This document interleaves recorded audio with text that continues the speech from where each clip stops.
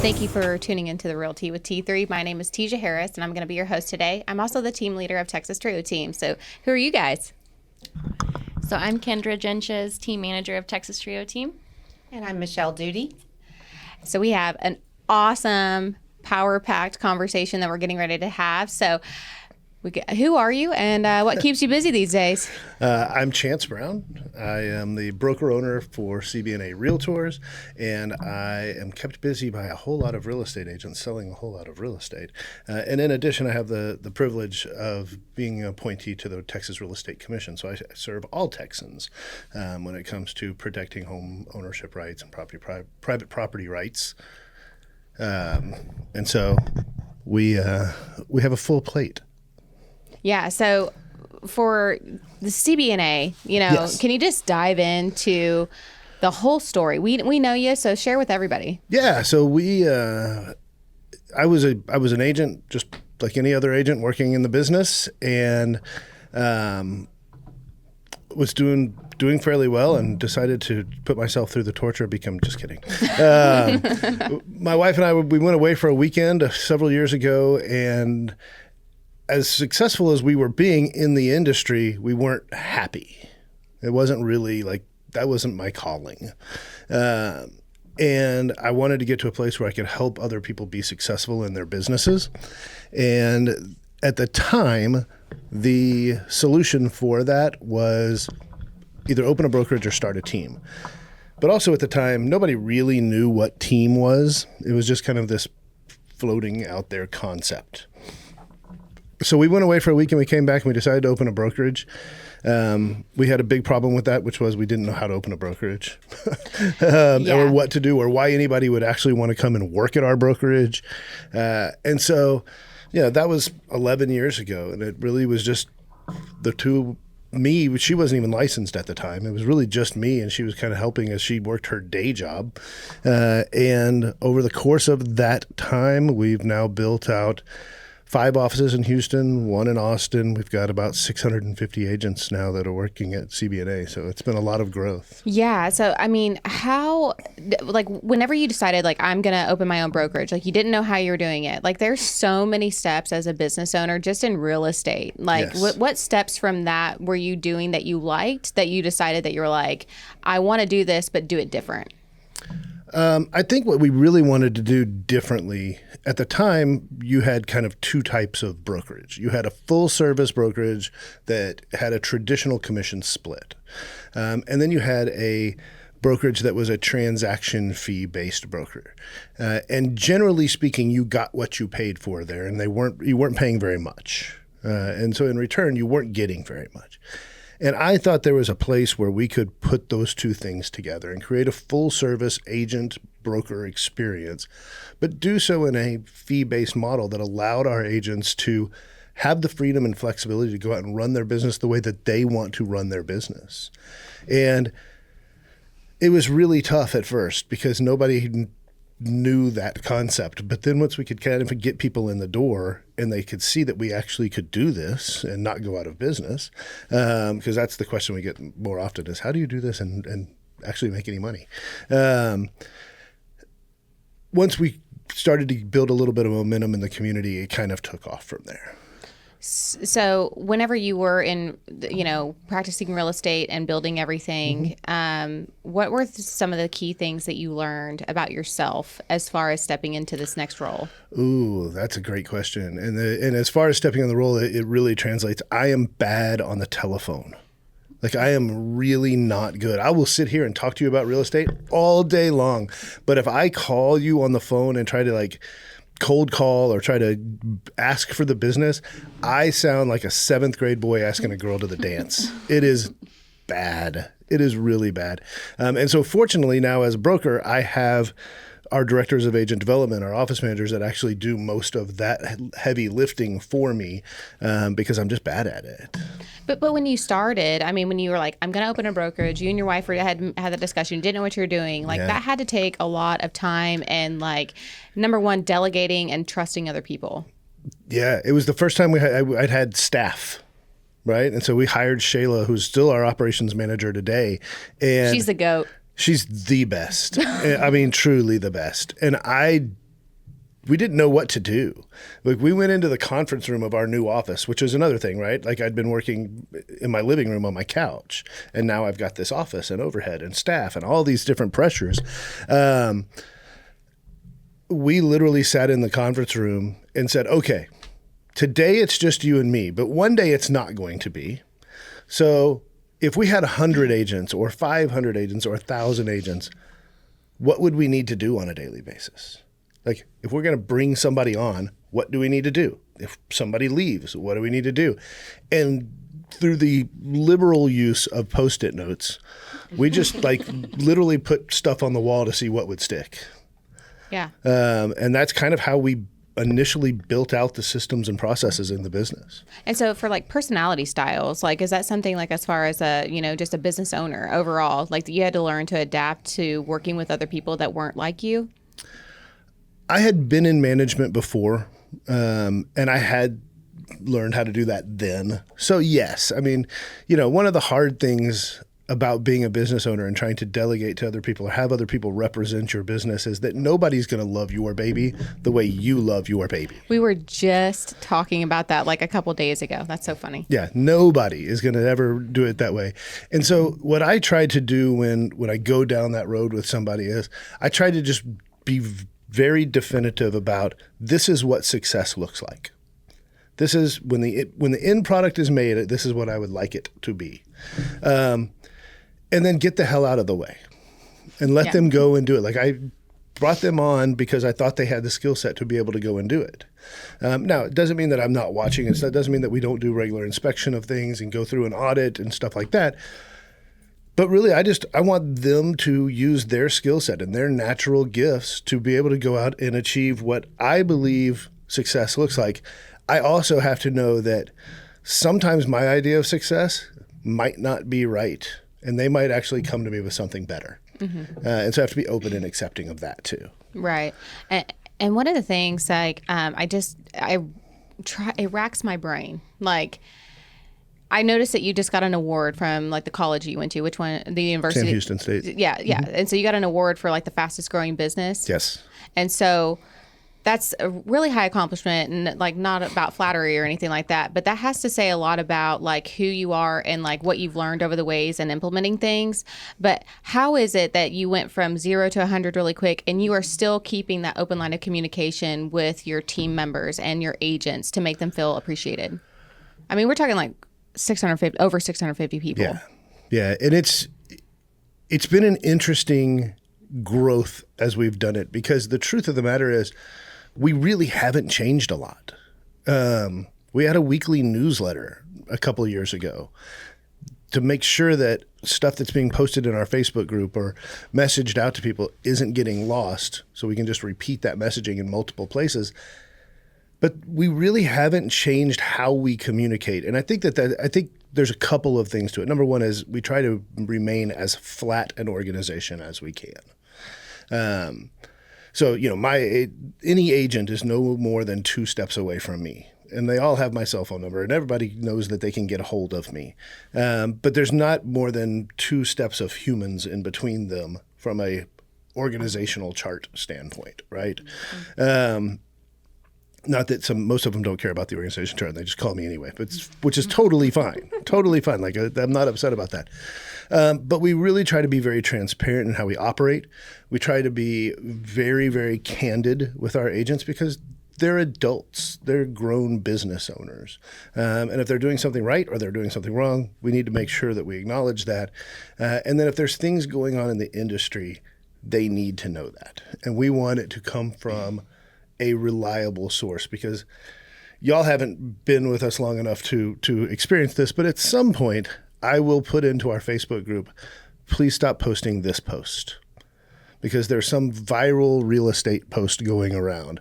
Like after the NAR settlement a couple months ago, there was this one that had, this is all the things that a realtor does. And it was like War and Peace of a post, right? It was like 1,000 things. I was like, and agents started spreading it. And I was like, Did you see the one the other day that was like I guess I misunderstood the signs in the yard? Yes, and voted for a realtor. That was funny though. Yeah, but it was like everybody was doing it. They glom on real quick. So, but it was the same thing with that other post. And I was like, look, stop posting that.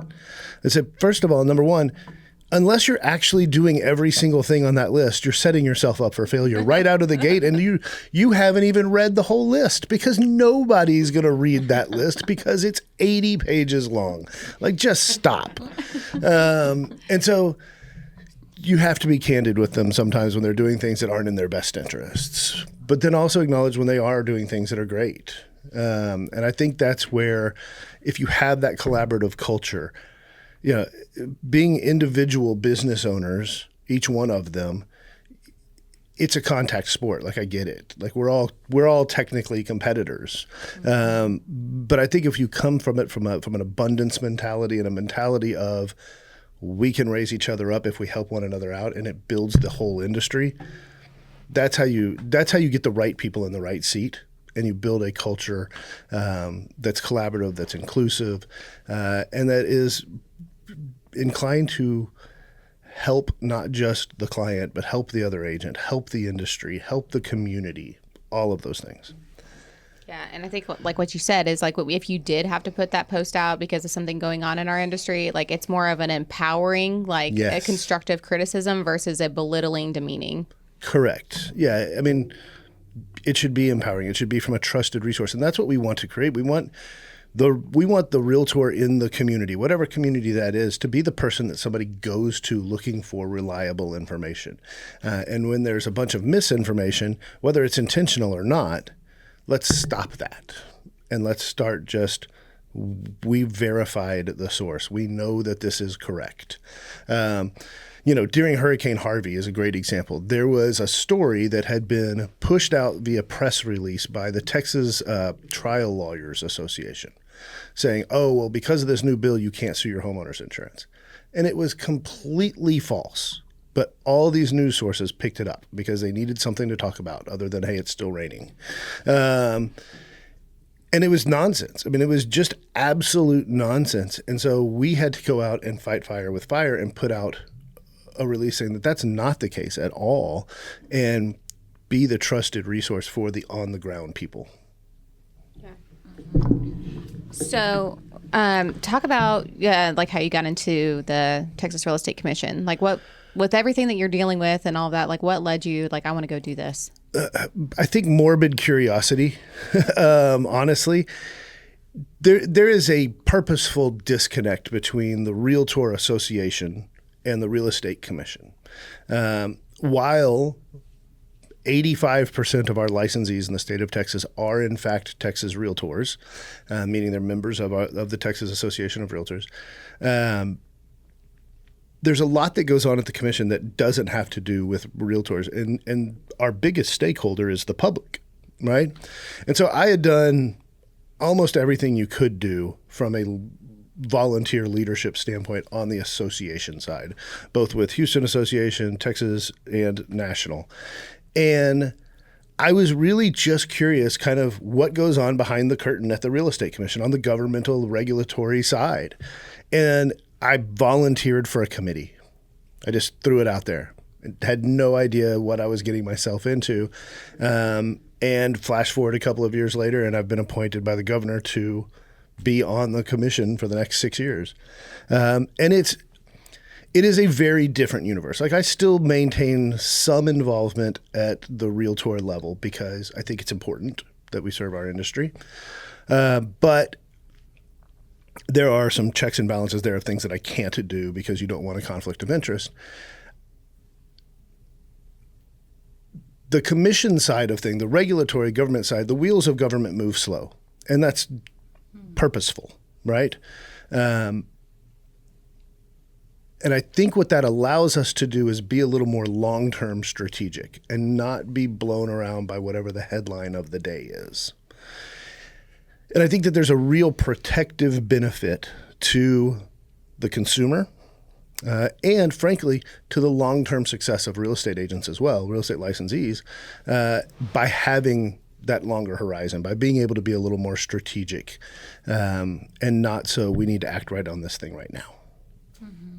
So Yeah. I enjoy it. So you're running several different offices, you're working with staff, you've got highly productive agents that are all over the place, doing stuff. So is there times that you're like, I know that you're a big goal person. Yes.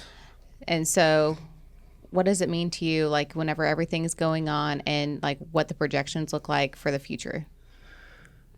I am a big goal person. I am also horrifyingly, and I think that this is common of most entrepreneurs, I am horrifyingly impatient. Like if I set a goal, I want to achieve that goal tomorrow. I swear to you, right? I was on the phone with my coach, like it's been a while, but I'll never forget it. She was like, it's like there's 1,000 nuts in the yard and you're a squirrel and you want to go get them all right now. Right. For the winter. 100%. And you want them all right now. Yes. In my mind, we've got 5,000 agents. And I've never even like set that as a goal. Yeah. In fact, I will tell you that one of the trappings of growth goals is that sometimes you get there the wrong way. And when we very first started the brokerage, we were really recruiting at a pretty high clip, which I had never recruited before. So I didn't know what the heck I was doing. I was just going out and doing it.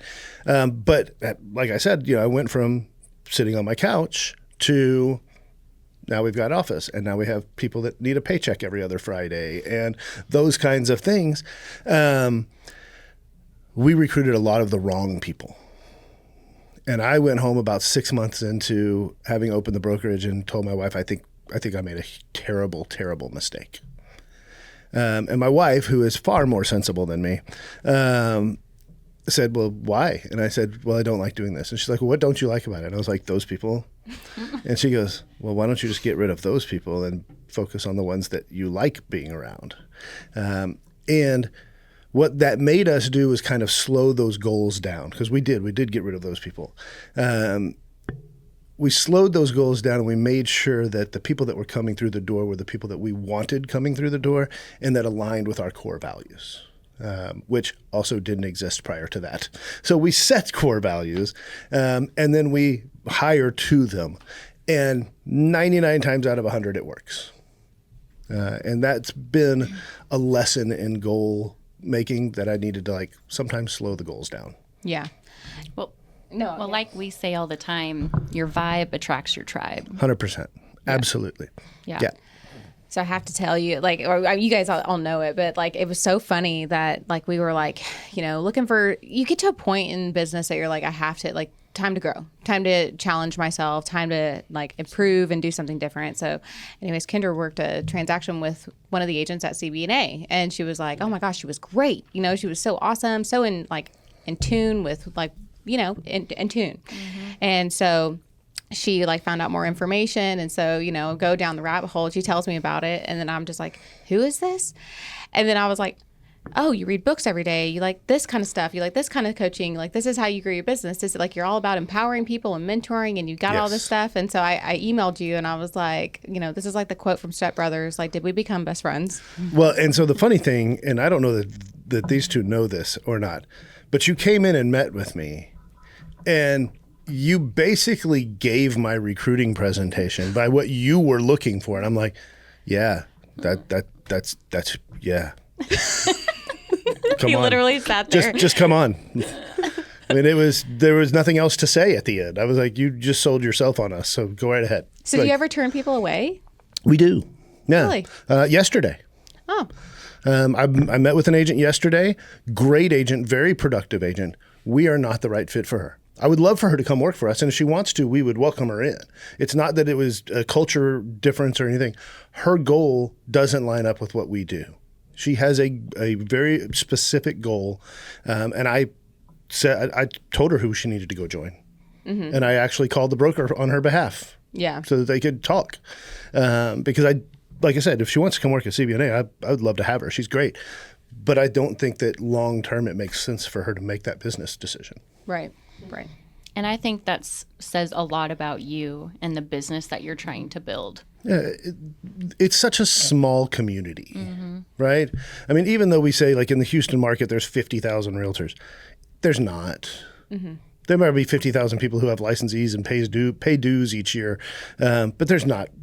There's a few thousand that are actually in it and building big businesses and building strong businesses and are serious about it being their profession. And so you don't want to do something wrong and burn a bridge. Yeah. And I mean, and that's the thing is like over my 11 years of doing this and like working with these ladies and, getting in a different completely different area than where y'all started a couple years ago. It's just like once I found out about you guys, and then I was looking, I was like, she works at CB&A. She works at like all the people that I knew from like 10 years ago. I was just like, it's we're all flocking together. Yes. Yeah. Yeah. Yeah. The vibe attracts the tribe. 100%. 100%. Yeah. So what are you kind of seeing, like, whenever you are, like, you may not necessarily be the recruiting, you got a whole crew for that, but like, what are you seeing as the trends? Like, are there like, or it may change is it more experienced agents that are looking for a new home, like to feel appreciated, or is it more like new agents that are coming into the industry? We've definitely seen a downturn in new agents coming in the industry over the last 18 months. When they realize that it's not as easy as it looks on HGTV, and the market's not just like raining transactions, and we've seen some exodus from the industry, right? Like of the agents we've lost this year, we're not losing them to other brokers. We're losing them to they're going to get a day job because this is hard work. Yeah. I think what we're starting to see is anytime that the market is down a little bit, which it has been, agents start to kind of pull their heads up out of the sand and look at their business and look around and see their expenses, and they start to go looking for a change maybe. Yeah, because I mean, you got the holidays coming up, and then you've got annual dues that are coming up, and so then taxes. The tax man always does it for those that pay them. Yeah, the tax man always does it. So Yeah. they see those expenses and they're like, maybe I need to rethink some things. Maybe if I could hit my goals if I was doing something different. And then some people, they just need a change of scenery.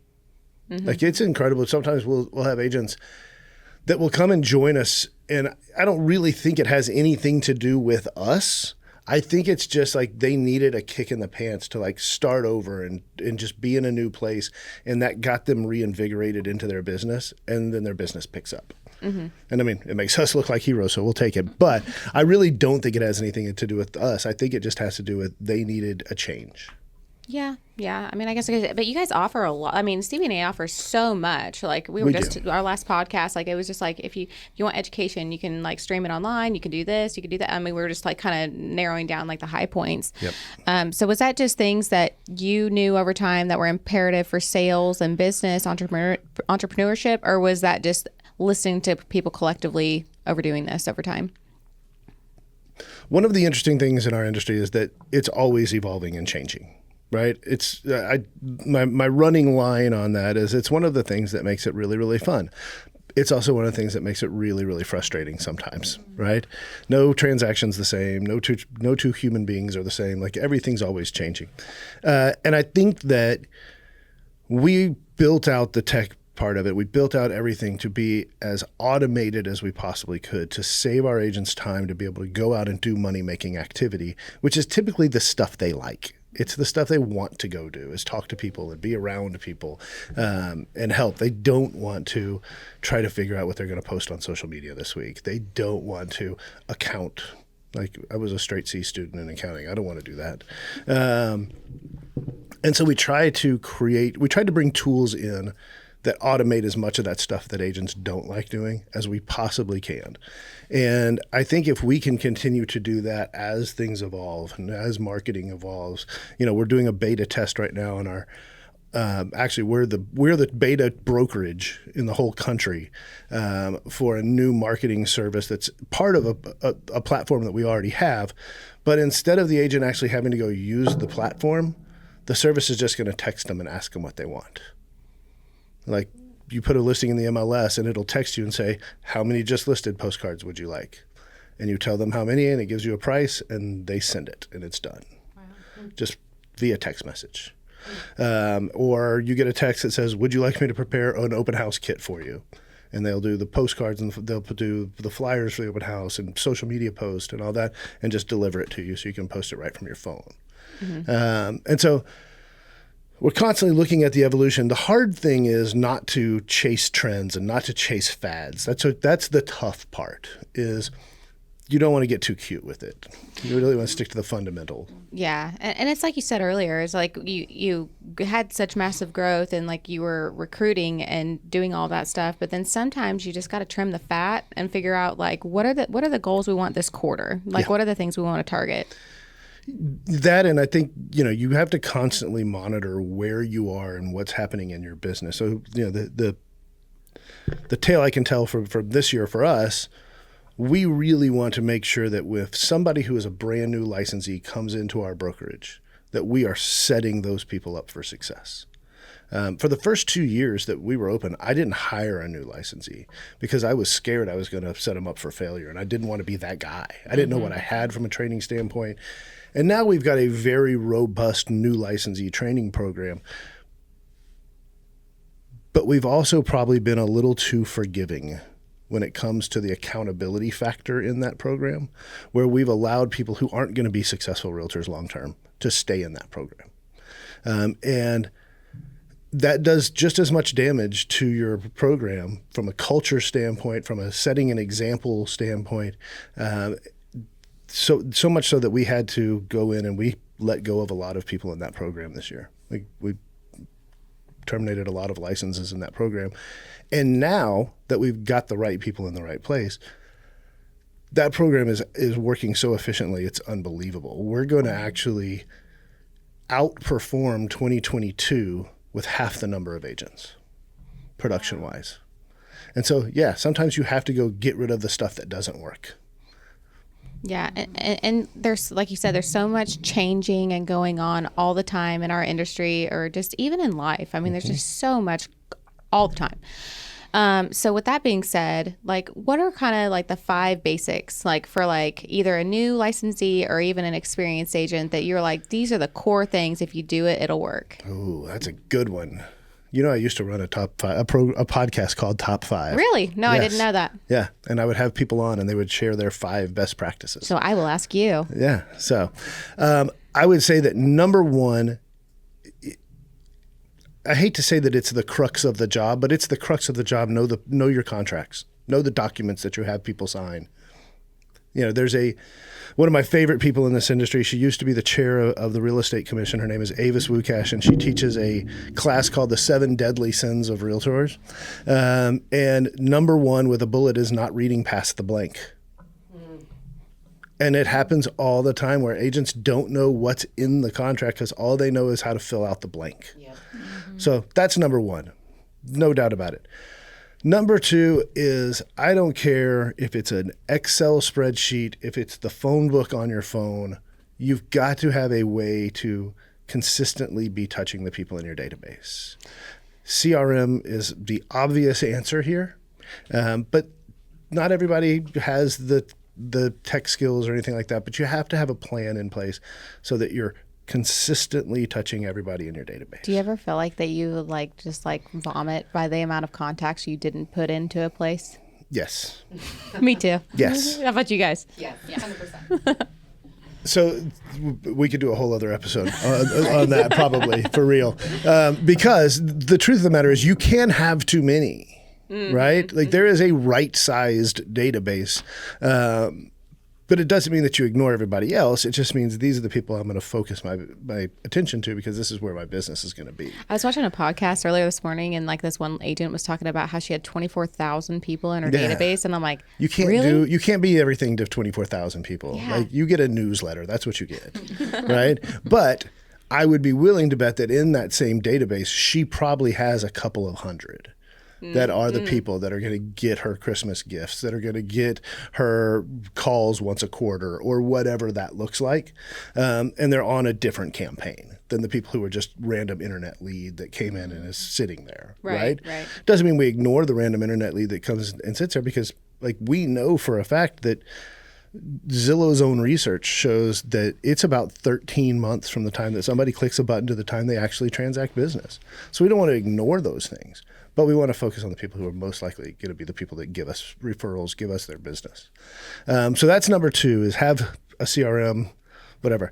Number 3 is have a business plan. I don't think that business plan needs to be some 47-page workbook. I think it should be really, really simple. Have some goals.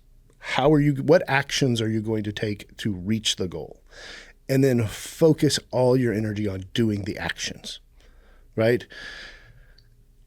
Too often we hear, I want to make X number of dollars.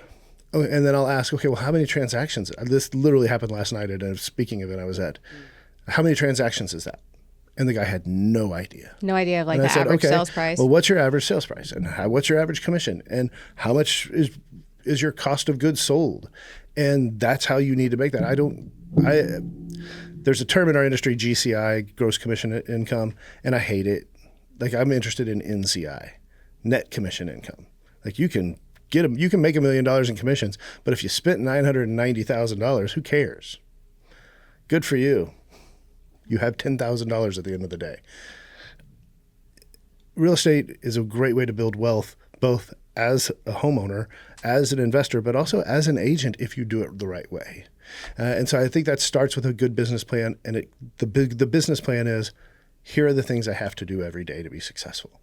And then go and do it, which is actually number 4, is do the things you have to do to be successful. Like, get up and go to work. It's a job. It's a business. Like, I like it if you had a retail store and your hours said 9 a.m. to 5 p.m. Monday through Friday, and somebody wanted to come shop at your store at 9:30 in the morning and you're still in bed, they're not coming back. Right. Like, they're just not. So you've got to treat it like a business. You've got to get your ass out of bed every morning and go to work. And then number 5, I'd say, would be, don't be a secret agent. Like, get out in the universe and meet other agents. When I first started, I could never have imagined that I would have been so involved in the realtor community and in the real estate commission. I didn't want to hang out with realtors because, like, they're not buying a house for me. They're not selling a house with me, right? Why would I want to hang out with these people? And I told my first coach that. And he goes, no, dummy, stop. He's like, you're going to learn how to be a better agent by being around good agents. Like, iron sharpens iron. Go out there and learn from the best. If your local association has a YPN group and you're young and just getting in the industry, go join that and see what these other successful young realtors are doing. Watch the podcast. My first 3 years in the business, I stole everything I did from people online. Like, I just watched what other people were doing. I was like, that sounds good. I'll do that. And this was, before Facebook. This was before all of that. It was literally one of my favorite people in the industry, a guy named Chris Smith. And Chris was the tech savvy agent, the techsavvyagent.com, because he had a blog. Like, that's what it meant to be tech savvy in 2007, was you had a blog. And I would read his blog and I'd be like, that sounds really cool. I'm going to go do that. And I would go do that. And Jay Thompson and all these other people. And I stole everything.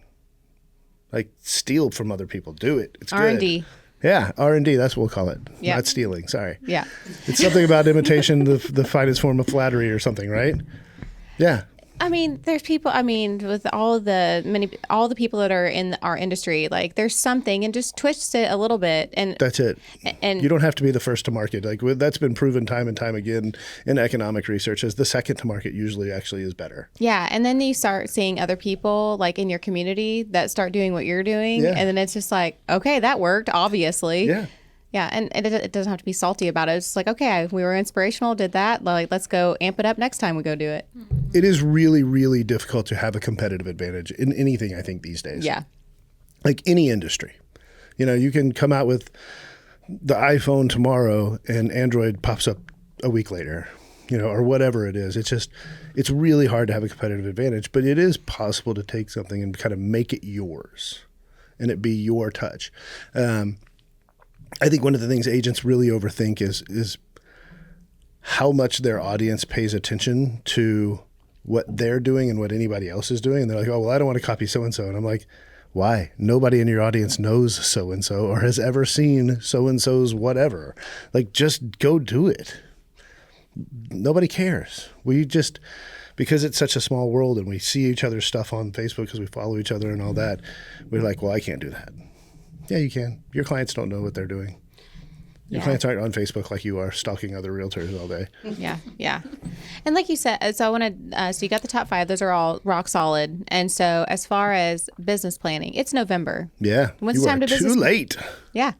You really are probably too late to be doing a business plan. And that shouldn't preclude anybody that's listening. If you don't have a business plan, now's the time to go do one. Yep. But the time to go do one was actually probably 60 days ago. Yeah. And I mean, just like looking at, I think now is a good time to look at your numbers of For like sure. for where you were last year in comparison to where you want to be next year. But one of the biggest things is people are not paying attention to their expenses. Like they want to make $500,000 or make that 6 figures, whatever Yes. that looks like. But it's like, yeah. And then you spent all that money. So now it's time to cut the fat and take off all the things like you got that text from so-and-so that said they'll pay you 20% for that lead. Mm-hmm. Like, is that something you really want to go do again? Maybe, if it worked. I'm not opposed to paying 20% for a lead at closing if I know that I'm going to take that 20% and have invested it in creating such a great service to that client that it's going to result in more referrals. Lead generation of some sort. Yeah. Right. And so I think that that this is a whole other podcast episode. We could just do this all day. Okay. There's this idea of that I got out of a mastery group that I was in with ninja selling. And the idea is there's a genealogy of referrals, right? And so if I can take that one lead that cost me 20%, and close it and do awesome, and they refer me Michelle, and Michelle refers me Kindra, and Kindra refers me Tesia. Like, not only am I going to be so excited about that because my 20% was well invested, but I want to make sure that each person in that rank gets a thank you. Yeah. And I think what we often do is we just thank the most recent person, right? But really, if you look at the genealogy of a referral and say, okay, well, they sent me this, but how did I know them? Oh, through this person over here. I'm going to go back and thank that person too. And then that person. And then, just take it all the way back like a family tree almost. It's like Ancestry.com for referrals. And you go back and you thank everybody and you make sure that you have those touches and make them know how appreciative you are that they're helping you build your business. Yeah. So whenever we had joined over at CB&A, you guys had just launched Ninja Selling. But when you were talking about it, like I was like, these are things that we've already been doing. But the one thing was at the note cards. Yeah. I didn't put it on our page or anything like that, but I started sending it and like, man, 2 a day. Like It's nothing. It is, but if you're busy and then you're running around, like, I know. It's like you need to sit and write them all out. And a lot of people do. Like a lot of our agents will do 10 cards on Monday. And that's it. Yeah. And they're done for the week. That's true. I think I'm going to have to start doing that. But I did send. But it's crazy the response you get. So that's what I was going to say. It was like we were doing all the affirmations, gratitude, all those things. And we all love doing all of that. But then I was like, let me just slide this little thing in. And it was like somebody that I knew. And I sent them the card. And they messaged me on Facebook. And they were like, you brought me to tears. Thank you so much. I needed it so bad. And I was like, yes. Yes. That is the power of a handwritten note, as crazy as it sounds. And, the thing about ninja selling just in general, but anytime you go back to that business plan and you really are focused on the actions, it's the compound effect of the disciplined execution of the activity, right? If I write 2 cards a day or 10 a week, whatever, at the end of the month, I've written cards to 40 people. If I'm working 5 days a week, if I'm looking at a year, now I'm 500-ish people plus are getting cards from me. I guarantee you, I don't know how often you go check your mail, but we go like once a week and it's this pile of crap and bills. And there's hardly ever a handwritten anything in it. But when you get it, it makes you feel super special. And I think it's just a huge touch point that's so simple for agents to do.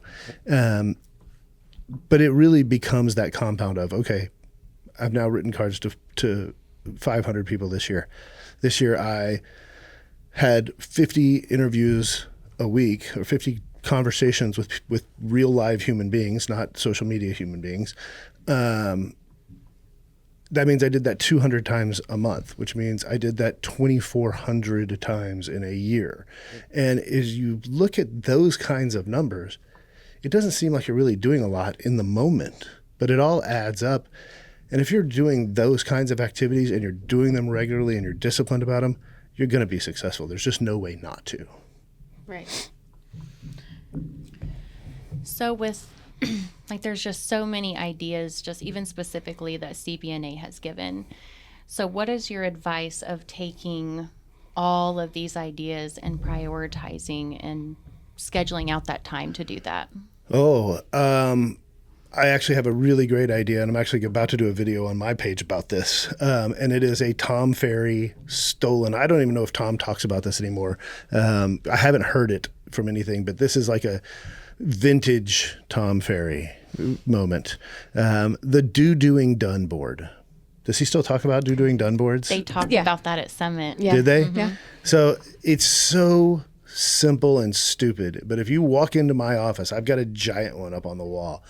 We have a digital. My wife and I have a digital one on our phone for restaurants we want to try. Like there's an app called Trello that is essentially a digital doing done board. And you've got a column that's due, things that you want to do, all the ideas that you have, all the things that you want to implement, you just write them down, make a wish list. But you're only allowed to have 2 in the doing. And this is in part for I think 2 reasons. Number one, we as entrepreneurs tend to be long on idea and short on execution, right? And we start a million projects but never finish any of them. Like prior to the doing done board, I had 15 projects going at any given time that were all 70% done, and I never would have finished them unless I had to.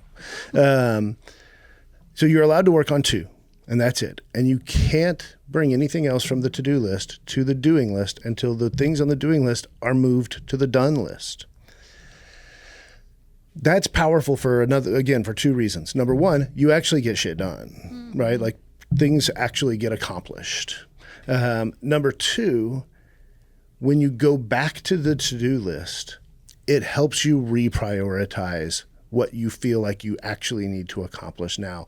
That maybe that idea you had in the shower last week was really great in the moment, but after it's sat out for a week, you're like, yeah, maybe that's not as important as I thought it was. And you go find something that actually means something right now. I will say, like this morning, Tom had a YouTube video that I was watching, and he took I know he had a mastermind like out in Dallas or whatever, but he had like all these high performers. I mean, we're talking like 190 transactions a year, like multi-millions that they're making. And he like just sat down with them, like just like rapid fire kind of like asking like, what's your thing for 2020 to 25? So anyways, like I was watching it, and this one guy, like he's making millions, and you know what he does? He literally does the 5-5-4. Have you ever heard of that? I think so. 5-5-4-2 is what it is, but it's like 5 follow-ups, Yes. 5 new people, and then like your 4 past clients SOI, and then 2 social media posts. Yep. Simple, like every day, kind of like the ninja selling. It's so simple. It's so It's simple. ridiculous. You just have to do it. And if you do it regularly, I mean, think about doing that and the compound effect of it, the numbers at the end of a 100%. week, the numbers at the end of a month, at the end of a year. It's hugely impactful and powerful. But it seems so like we have arguments inside of our leadership team. The 5 daily habits of the Ninja Selling program should take about an hour. And so when we're talking about it from a training new licensees standpoint, it's like, so what the hell do we tell them to do with the rest of their day? And the point is, like, if you do these actions, the rest of your day will fill up because you're going to have business, you're going to have things going on. And so you've got to start, and you just have to execute consistently, and then the rest will happen. But the people who are successfully executing on a daily basis, they're the ones you see on podcasts like that. They're not the ones you see at the bar at 2:00 Yeah. on a Yeah. Tuesday that they call working. I'm networking. Say they're networking. Yeah, that's what I used to always tell my wife. I'm networking. Telling on yourself. So Yes. whenever you are like, you've got so much going on, so you seem pretty positive overall. Yeah. So what is it on a bad day? How do you get out of it? Does alcohol work sometimes? Yeah. Your networking events? Yeah, my networking events. I just turn it off. I turn the phone off. I shut the computer down, and I go, whether it's exercise, whether it's just go for a walk, sit and read, whatever. I just get away from it. And that usually is enough. Do you ride motorcycles? I do. I do like to ride a motorcycle. Nobody can bother you when you're riding a motorcycle. So do you clear your brain on a bike. I do. Yeah. Yeah. It's been too long, but yes. We also we bought a lake house last year. It's actually where I'm going after we finish this, and my phone doesn't work there, which is awesome. Oh yeah, you're on the I plane. mean, I can hook it up. I can hook it up to Wi-Fi and it'll work, but it doesn't work there otherwise. And so it gives me the opportunity to just disconnect. You have to, like, I'm sure, like, for your family, like, you have to do that sometimes. I think everybody has to do that. I think you just have to make yourself do it. You know, even when I go work out, when I go to the gym, I put my phone on airplane mode. Nobody needs to talk. Nobody needs to talk to me that bad that I can't call them back in an hour. Yeah. Yeah.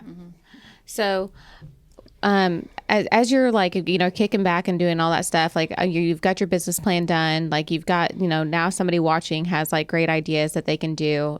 So what would you think would be a pretty positive, like, what are some top 5, or I won't say 5 because you did 5 already. Let's say 3. What are 3 books that, like, might maybe change your way of thinking?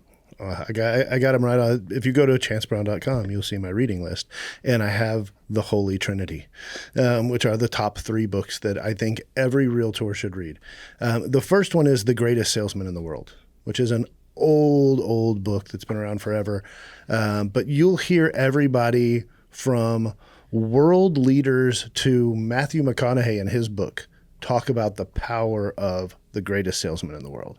And it's an easy read. Super short, easy read. The next one is Ninja Selling. No question.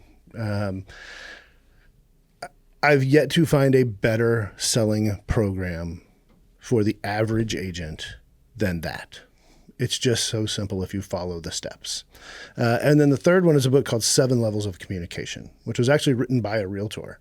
And it's, again, diving deep into the relationship piece of the puzzle. I kind of joke that it's what sales looked like before the internet existed, where you actually had to talk to people and be friends with people and, you know, stuff like that. And those are my three favorite books when it comes to real estate. Cool. Yep. I got a bunch of others too, but those are the top 3. Challenge accepted. All right. Ooh, we got to give her a deadline. Accountability right here. For which one? Give me some time. Because there's What's the first one? The Greatest Salesman in the World. That's the one. Okay. Mark it a year. A year? A year from now, we're going to come back. He's nice. Thank you. Nope, you're going to. I'm sorry. Have you been her team leader? As soon as you start reading it, but hang on, here's the deal. As soon as you start reading it, you're going to realize why I gave you a year. Oh. Ah, now I want to read it. Okay. Because Do you know where the library is? because in the book it tells the story of the greatest salesman in the world, and there's a scroll. There are these scrolls, each one with a lesson. And the challenge of the book is for 30 days, you read that first scroll. You read it once in the morning, you read it once at lunch, and you read it out loud at night for 30 days. And then after 30 days, you move to scroll 2.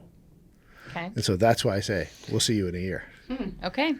It sounds similar to The Alchemist Yeah.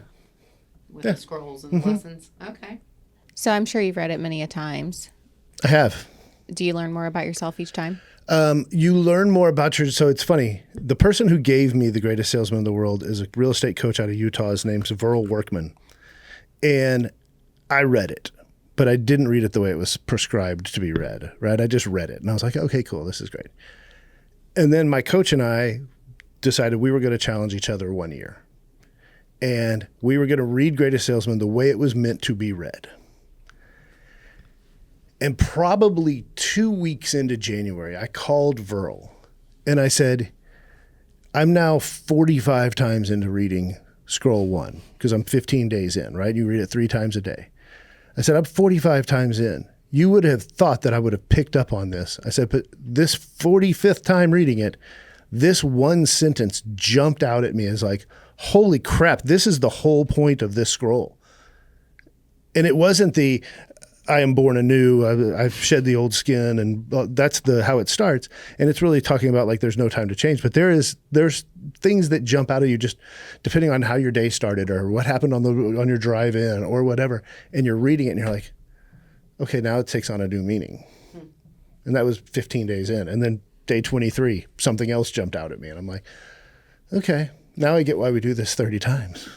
And it's a very powerful book. Very powerful book. I almost want to do it with you. And I mean, it's this thin.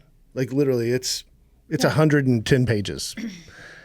I'm so intrigued why you're giving a year. Okay. Because there's 10 scrolls. Okay. And you give each one 30 days. Yeah, that makes sense. Got it. Yep. So it's 10 months right there, just reading the scrolls. Okay. So, what about like technology and all the changes and everything that you're seeing? Yeah, I hate it. I hate technology. Emoji. Yes, I hate emojis. I struggle on the tech side. I refuse, and I still will not use AI. I use AI to show me what not to do, because I don't want to be like everybody else. Yeah. So I see what AI would tell me to do, and then I do the opposite usually. I don't love social media. Really? I don't. You seem like somebody that would. No, I don't. It's a necessary evil for my business. There are aspects of social media that I love, right? Like being able to see my friends' kids and all of that. But also, I think it's become a very divisive place. And I think that the overlords of social media want it that way. I think they create the systems for that, and I won't go down that whole rabbit hole. But I think it's a necessary evil, like to keep your name in front of people, to be a part of your strategy. I don't think it should be your strategy, and a lot of agents make it that way. But I think it should be part of your connection strategy. But really, I like to use my phone to actually be a telephone and talk to humans, as opposed to post on Facebook. Yeah. Yeah. So if someone's maybe thinking about, I want to be a realtor, Yeah. and I, my realtor sold my house, and I think that they did an amazing job. not? I can do it. I can do it. Yeah. We hear it all the time. Always. But you're right. About 18 months ago, not everybody wanted to be a realtor anymore. What would you say? I would say you need to know why you want to do this. Like, what do you want to get out of it? What does success look like? And then I would go talk to some realtors that know what the heck they're talking about and see if you can find a way for that to match up for you. When I sold new homes, I did not love selling the big, expensive new home. I loved selling the entry-level new home because those people were so thrilled to have their first home. I just got so much fulfillment out of that. That when I got put in my last community, and it was big, expensive homes, and I told my boss, I was like, listen, if there's an opportunity to go back. And he's like, nobody's ever asked that, right? And I was like, yeah, but if there's an opportunity to go back, I would like to do that. So I think you've got to find what makes you happy and what you want to get from it, because it is a lot of work. You are a business owner. And you are the business owner, which means you're the marketing department, you're the accountant, you're the social media strategist, you're the salesperson, you're accounts payable, you're accounts receivable, you're everything. And so if you're not prepared for that and you think it's just going to be, I like to show pretty houses. No. If that's your thing, don't become a realtor, please. Just go look at houses. Go walk around in model home parks or something. If you really want to help people with the biggest financial decision of their lives, and you want to be a consultant to those people, and you want to be a resource, then yeah, come on. We need more people like that. I've actually encouraged some people who've talked to me about becoming an agent, and they're like, I think I just want to do it kind of part-time on the side. I'm like, I thought I could too once upon a time. But time out. Well, I mean, it's just one of those things that we have to understand that there's so much that goes into it. Like there's so much. And then sometimes I feel bad when I'm talking to new people that I'm like, you want to hear about real estate? And then I discourage them from something that was interesting. But at the same time, like the people that really want to do it, they're like, I'm in, you know? Yeah, I got my train of thought back. I actually have encouraged them to, get into real estate photography. Yeah. Where you can go and see all the pretty houses you want. and take pictures of them. Or, there's other aspects of the industry. It doesn't have to be a realtor. Oh my gosh, I did the funniest thing with my son, because he was like talking about, I don't remember what we were talking about. It's been a while ago. But anyways, I did the oldest trick in the book. I was like, Cooper, I want you to sell me this pen. Oh, yeah. Sell me the pen. And that people don't realize that we are salespeople. Right. Yep. And that's probably also another episode, but that is one of the biggest struggles as a broker. Honestly, is we have so many people that come to this industry from so many different walks of life, and very few of them have ever actually been through real sales training. And in our industry, we don't train people that way. We train them on how to write contracts, and we train them on how to navigate a transaction, and we teach them closing, and we not like closing the transaction, not closing sales. But we don't teach them actually how to sell, the psychology of sales, the mirroring and NLP, and all the things that go into really being a master of sales. And I think oftentimes that comes back to bite us a little bit in the expectations we set of people who are wholly untrained to do something. Mm-hmm. And then that's, kind of puts a negative taste in people's mouths about our industry. Yep. Yeah, I mean, if you think about it, it's pretty low barrier to entry. It really is. Sure. You have to have more education to be a hairdresser in Texas than a real estate agent, and a real estate agent is helping people with the biggest financial transaction of their lives. Mm-hmm. Hair grows back, except for me. Except for me, it does not. So what are some things that you would share with our listeners before signing off that you think that they should know about maybe what 2025 looks like in real estate?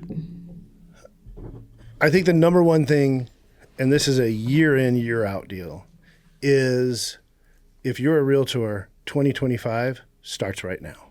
Mm-hmm. Don't wait till January. Like, the holidays set themselves up better for reaching out and touching your database and checking in on them and starting the year off right, better than any other time of the year. So why wait to start your business plan January 1st? Start it right now. Start those activities today. I think that's the biggest one. I think as far as real estate in 2025, if you ask most people, we're all pretty bullish on where we're going. But I think that what we've seen over the last 2 years anyways, is that the big driver is going to be interest rates. I, for one, expect them to come down.